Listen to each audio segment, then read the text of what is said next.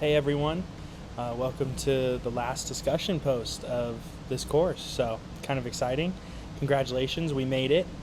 Now, when I look at the CDC's physical activity evaluation framework, I think its biggest strength is that it gives organizations a structured way to determine whether physical activity program is actually working. The 6 steps move from engaging stakeholders and describing the program to focusing the evaluation, gathering credible evidence, drawing conclusions, and making sure those findings are actually used. I like that approach because it prevents evaluation from becoming something as simple as asking, did people like the program? Or did they lose weight? Instead, it encourages us to look at multiple types of information and determine whether the program was implemented correctly and produced meaningful outcomes. Now, I do think there are some limitations, particularly when we move from large public health programs to smaller organizations. Now, I think resources would probably be the biggest limitation for an average gym or personal trainer. Time, staffing, money, and expertise can make a formal evaluation difficult to realistically accomplish. I also think stakeholder engagement could be challenging at that level, like personal training gym level. Now, in my experience, the clients are really the primary stakeholders, while the trainers are the ones collecting information and evaluating progress. Clients are usually more interested in their individual results than participating in a formal program evaluation.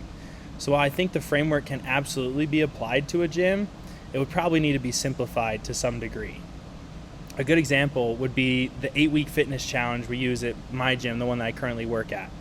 And we could use the framework to identify the clients and trainers as stakeholders, define what we want the challenge to accomplish, and then collect multiple types of data. Instead of only measuring weight loss, we could look at attendance, strength improvements, body measurements, physical activity, nutrition adherence, and even changes in confidence.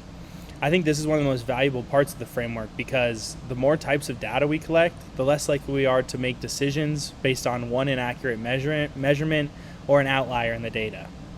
Now, we could even apply some of the same principles to the Strong Foundations program that I developed earlier this semester, or my final project.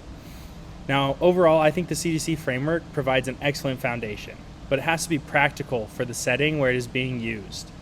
Now, a large public health organization may have the staff and resources to conduct a very detailed evaluation, while a small gym probably needs a much simpler version.